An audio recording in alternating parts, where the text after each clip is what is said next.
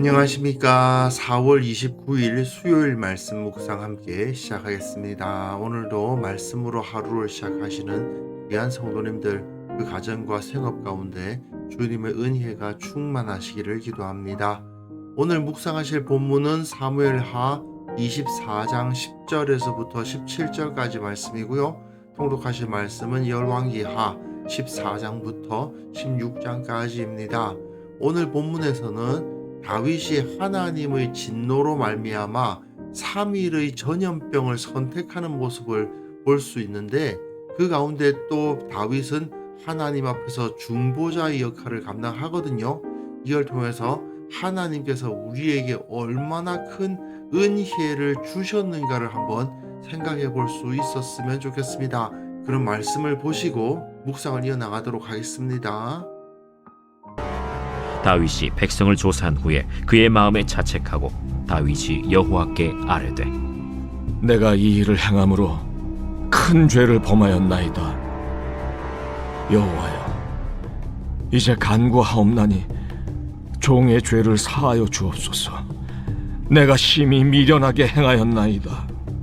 다윗이 아침에 일어날 때 여호와의 말씀이 다윗의 선견자 된 선지자 가세게 임하여 이르시되 가서 다윗에게 말하기를 여호와께서 이와 같이 말씀하시기를 내가 네게 세 가지를 보이노니 너를 위하여 너는 그 중에서 하나를 택하라. 내가 그것을 네게 행하리라 하셨다 하라. 하시니 가시 다윗에게 이르러 아뢰어 이르되 왕의 땅에 7년 기근이 있을 것이니까, 혹은 왕이 왕의 원수에게 쫓겨 석 달 동안 그들 앞에서 도망하실 것이니까, 혹은 왕의 땅에 사흘 동안 전염병이 있을 것이니까, 왕은 생각하여 보고 나를 보내신 이에게 무엇을 대답하게 하소서. 다윗이 가세게 이르되 내가 고통 중에 있도다. 청하건대 여호와께서는 긍휼이 크시니 우리가 여호와의 손에 빠지고 내가 사람의 손에 빠지지 아니하기를 원하노라. 이에 여호와께서 그 아침부터 정하신 때까지 전염병을 이스라엘에게 내리시니 단에서부터 브엘세바까지 백성의 죽은 자가 7만 명이라. 천사가 예루살렘을 향하여 그의 손을 들어 멸하려 하더니 여호와께서 이 재앙 내리심을 뉘우치사 백성을 멸하는 천사에게 이르시되 족하다.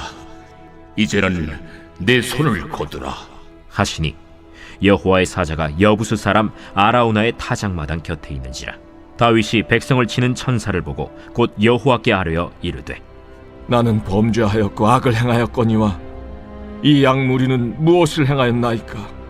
청하건대 주의 손으로 나와 내 아버지의 집을 치소서.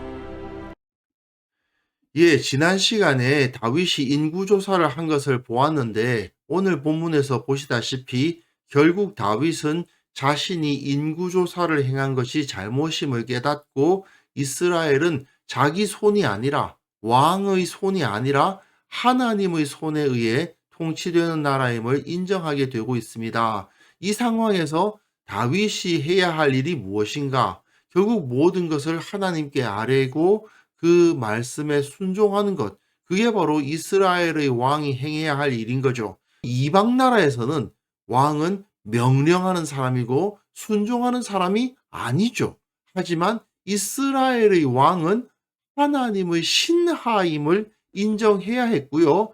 그리고 무엇보다도 진정한 통치자는 뭘 해야 되는가를 알고 있었어야만 했습니다. 다윗이 백성을 조사한 후에 인구조사를 했는데, 그 조사 결과를 딱 받아 듣고는 하나님께서 깨달음을 주셨어요. 그의 마음에 자책하고 다윗이 여호와께 아뢰되 내가 이 일을 행함으로 큰 죄를 범하였나이다. 이것은 자기가 하나님의 나라인 이스라엘을 마치 이방 나라의 왕처럼 다스리려 했다는 고백인 거죠. 여호와여, 이제 간구하옵나니 종의 죄를 사하여 주옵소서. 내가 심히 미련하게 행하였나이다. 다윗은 적어도 밧세바를 범했을 때처럼 계속 자기 죄를 덮으려고 하고 있지는 않고 즉시 회개하고 있지 않습니까?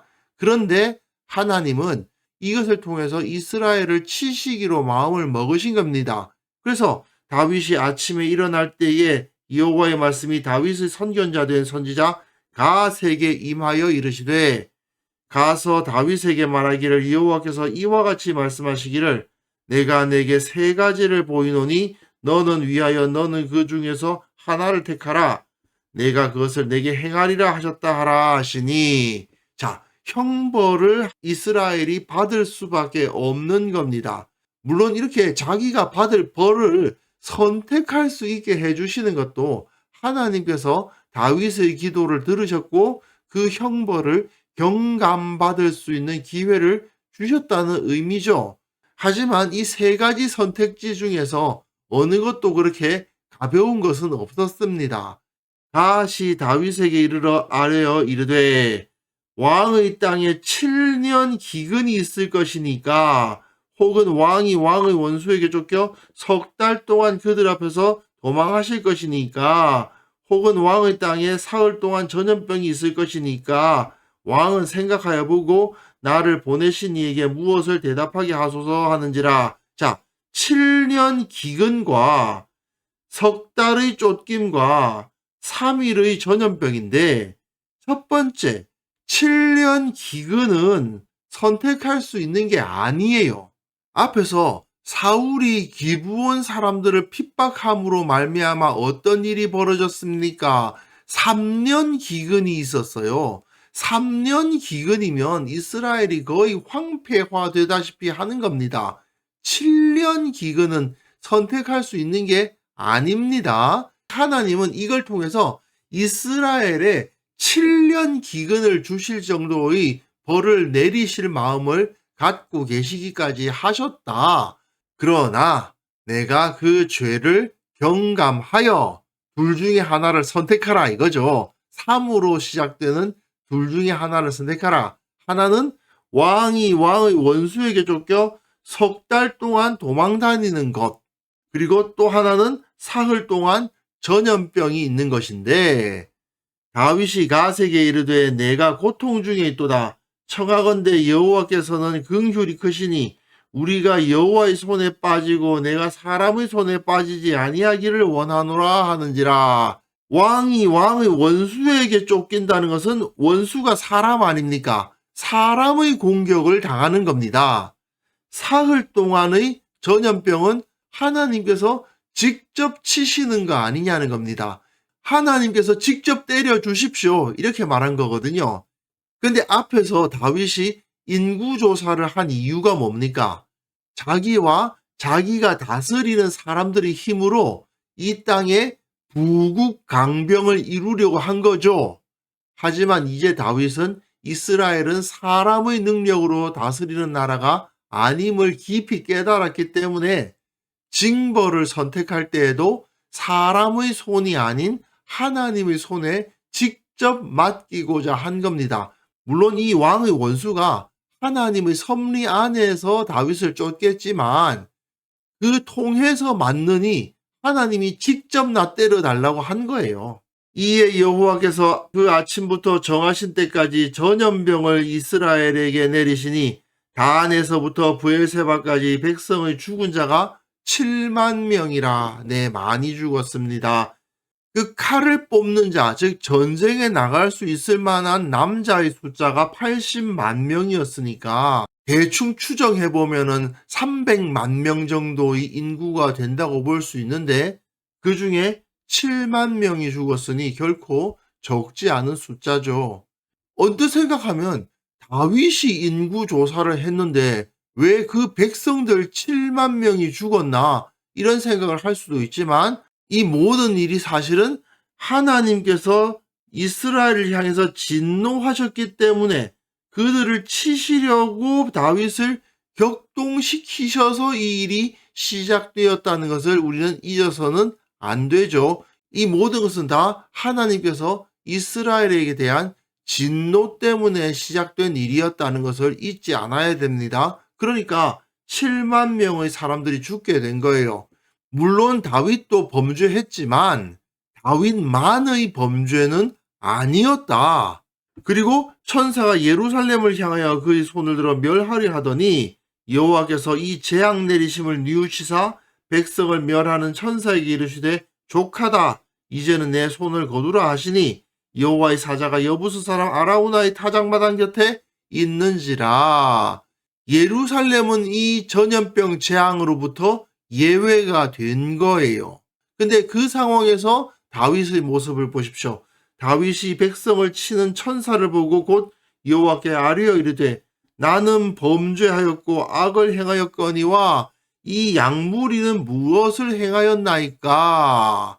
예, 사실은 이 양무리 이스라엘의 범죄 때문에 일어난 일이에요. 하지만 다윗은 거기 서서 나의 죄 때문인데 왜 이 백성을 이렇게 치십니까?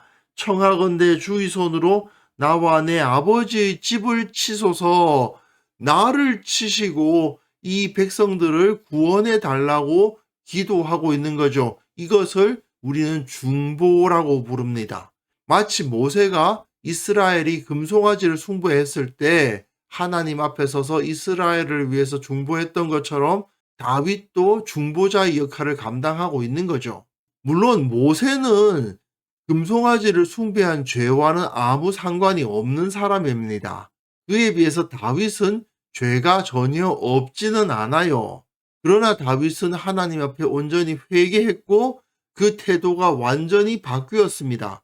세속 국가의 왕과 같은 행동을 하려고 했던 그 모든 마음을 내려놓고 모세처럼 하나님 앞에서 백성을 위해 중보하는 자의 자리에 서기로 마음을 먹고 실천하고 있는 거죠.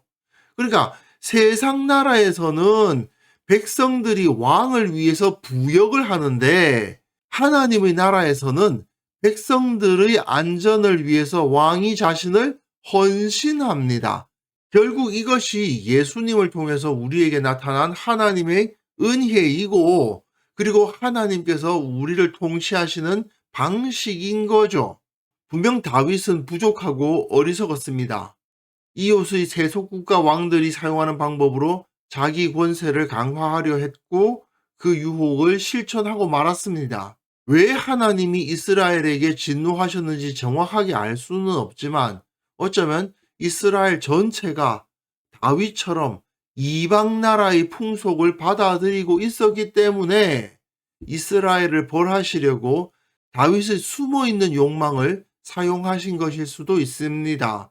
그래서 결국 이스라엘에는 이런 큰 재앙이 일어나고 말았죠. 하지만 그럼에도 불구하고 하나님은 이렇게 치신 이후에 이들을 다시 감싸시고 낫게 하시고 다윗은 자신의 역할이 무엇인지 깨닫게 되는 그러한 은혜를 경험하게 되지 않습니까? 예나 지금이나 하나님의 백성은 세상 방법 따르려는 유혹에 노출되어 있고 그리고 그 유혹대로 행동하게 되면 하나님으로부터 이렇게 매를 맞는 경우가 있죠. 하지만 결국 하나님은 우리를 회복시켜 주시고 바르게 세워 주실 겁니다. 이스라엘의 진정한 왕, 완전한 다윗의 후손으로 오신 예수님에 의해서 양을 위하여 목숨을 버리는 목자의 역할을 감당하신 우리 예수님에 의해서 우리는 온전히 하나님의 나라 가운데 들어갈 수 있게 되었습니다. 그리고 우리도 예수님과 함께 하나님 나라에서 통치하는 자로서 세움을 받았죠. 이게 바로 우리에게 주어진 은혜입니다. 그리고 이렇게 은혜를 받은 자는 나의 이기적인 욕구를 채우기 위해서가 아니라 하나님의 나라와 그 의를 위해서 형제와 자매를 위해서 내 삶을 헌신하는 그런 모습을 보여야 한다는 것을 이 시간 확인할 수 있을 것 같습니다.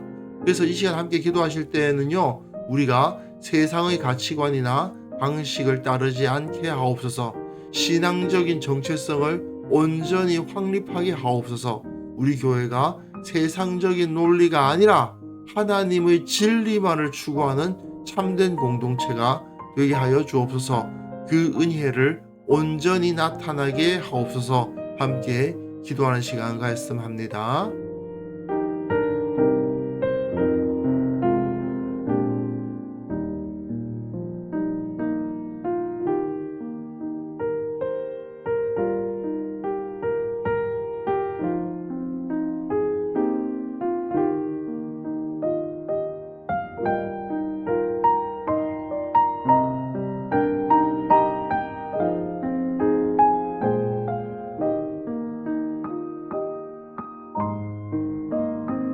하나님 아버지, 부족하고 어리석었던 다윗이 자기 죄를 깨닫고 하나님 앞에 회개했을 때 그 형벌을 선택할 수 있는 은혜도 허락하여 주시고, 또 하나님께서 비록 이스라엘을 치셨지만 다윗의 기도를 들으사 이스라엘을 회복시켜 주셨던 그 은혜를 우리가 기억하며 우리에게도 예수님을 통해서 동일한 은혜가 주어져 있음을 잊지 않도록 도와주시고, 그렇기 때문에 우리가 세상의 방식 따르지 않고 오직 내가 신앙인이라는 그 정체성을 확고하게 갖게 하여 주옵소서. 우리 교회는 세상적인 논리를 따르지 않게 하시고 오직 하나님의 진리만을 따르는 살아있는 공동체가 되게 하여 주시며, 한국 교회는 세상의 어두운 곳을 비추고 썩어가는 곳을 바르게 하는 주님의 나라로서의 역할을 온전히 감당하게 하여 주옵소서. 아버지, 우리에게 이 은혜가 충만히 임하기를 원합니다. 예수님께서 우리에게 주신 그 십자가의 은혜로 말미암아 새 힘을 얻고 오늘 하루 살아갈 때에 그 능력으로, 그 힘으로, 그 새롭게 하심으로 우리에게 맡겨진 모든 사명을 감당하게 하여 주옵소서. 오늘도 우리와 함께 해주실 주님을 찬양하오며 예수님의 이름으로 기도합니다. 아멘.